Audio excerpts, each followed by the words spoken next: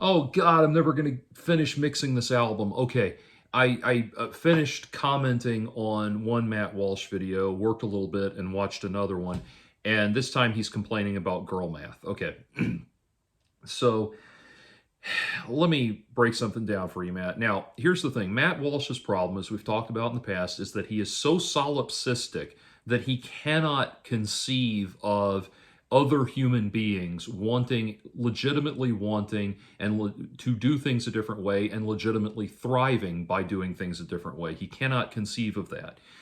And everything that he does not like is immediately written off as being degenerate and even demonic without any acknowledgement of any principle of live and let live. This is part of why he jokes about being a theocratic fascist, and the reason he feels comfortable joking about that is because he probably would like actually being a theocratic fascist. But here's the thing, Matt. Okay. First of all, what is girl math? So girl math is this trend that something that guys are joking about right now. Now, bear in mind what I said about him not being able to comprehend people doing things different ways, because he is an uber traditionalist that ascribes to uber traditional concepts of gender roles and gender behavior, gender-oriented behavior, and all of that, traditional gender roles. And so here's the thing. Put a pin in that. I'll come back to it. But here's the thing with so-called girl math. Now, what they're referring to with girl math is this thing that men will talk about women doing, where a woman will say, to use Matt Walsh's example from the video, like his wife will say something like, he'll come home, what Matt describes in the video, he'll come home and his wife will have purchased a new lamp. And she says, I got this lamp today. It really ties the room together. And he says, tell me how much it cost and I'll tell you if it ties, I'll tell you if I like it or not. And she'll say, well, it was $100. It was $185, but I found it on sale for $100, so I saved us $85. And so that is referred to as girl math, because obviously you have not saved us any money. You have not saved any money. You've just paid, slightly less money. Obviously, that makes totally logical sense, and it makes, I would imagine that makes logical sense to the overwhelming majority of women as well. Women are not this daffy and stupid. Here's the thing, and this is why I bring up what Matt Walsh is missing in this whole combination, this whole thing that he's not understanding. He can't seem to realize, he doesn't seem to get that what this concept of girl math that he's making fun of is an outgrowth of that uber traditional lifestyle that he insists that he insists everybody else ought to live, and that he openly declares that anybody who doesn't want to live that way is despicable and a degenerate and all of that. It's an outgrowth of that, because the guys on the Daily Wire complain about this. Andrew Klavan made a joke about it, trying to explain this to his wife as well. He said that he has to explain to his wife that when things are on sale, they still cost money and all of that. Okay, as far as I know, and I could be wrong about this, but as far as I know, there's only one person on the Daily Wire whose wife is not purely and completely dedicated to being a homemaker, and that's Ben Shapiro. His wife's a doctor, okay, folks? But anyway,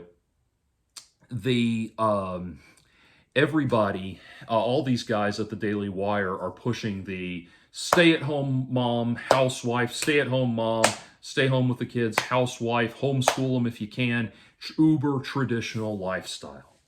Okay, they push this lifestyle where the men are the breadwinners, etc., and everything associated with that. Now, here's why you're encountering the girl math thing. It's not because your wives are stupid. It's not because women are wired in a funny way or something like that. It's because of the lifestyle you chose to take on. This lifestyle that you cannot conceive of having any drawbacks whatsoever actually does have some drawbacks. And that is that you have set yourself up to be the breadwinner. You have set yourself up to bring home the bacon, so to speak, bring home the money to your wife, which she will then take an allotment of to dedicate towards homemaking. Her job within the unit that you've taken on is homemaker. Her job is to take on the role that you are supposed to take. Within your family, within your household, you have delegated that role and that aspect to her. That's her responsibility within it, is to be a homemaker, to make the home a better place, to make it more hospitable, to make it a more pleasant and enjoyable place to be.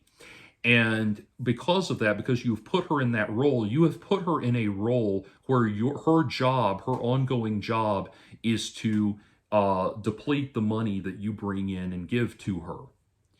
And because of that, you are essentially, because that's her role, is not to, her role is not to hold on to that money. Her money is to take that, and I'm not, again, I want to emphasize for anybody that's grabbing a rope, I'm articulating the traditional lifestyle. I'm not advocating it. Just don't accuse me of being all backwards and behind on women's rights and stuff like that.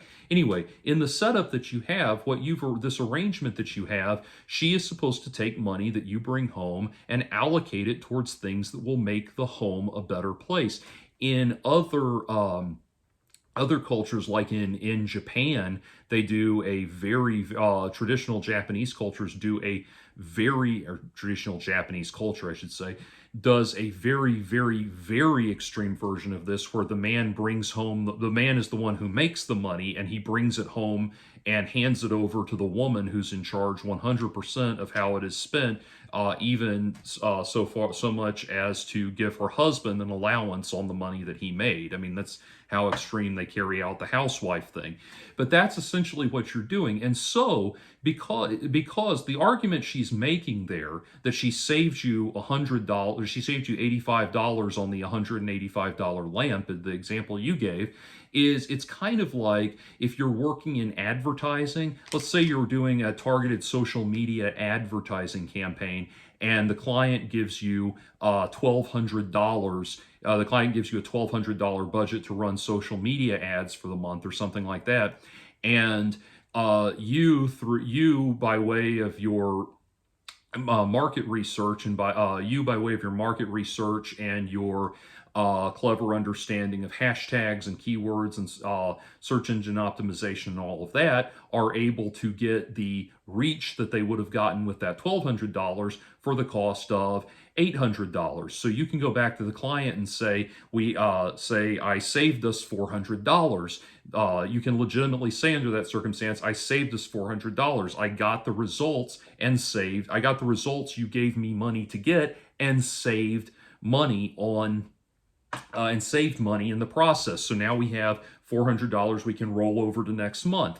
Now, as I put this in the business world, I'm sure these terms suddenly make sense to you. And yes, so no, your wife is not being daffy or thinking in a different way or something like that. You are just, and this word gets overused, but I'll use it, you're just being misogynistic. And the brutal irony of that, and yes, here I am using the word irony correctly, the brutal irony of that is that you are being misogynistic to her. You are criticizing her and putting her down, and taking your wife that you supposedly care about, the wife that you exalt for her ability to be a homemaker, you are embarrassing her in front of, let's see, at this point, 219,000 people, and it'll probably get up to several million with this video. You're embarrassing her in front of the whole world for doing what you are giving her the budget to do. That is the painful, sad, misogynistic, mean-spirited, bullying irony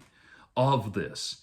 And it's so incredibly asinine. It's like you are completely incapable of conceiving of a world where anyone would ever want to live a different lifestyle from the lifestyle you lead. You can't even conceive of that. You think everyone that wants to live differently is a degenerate and a lowlife and possibly demonically possessed and all of that.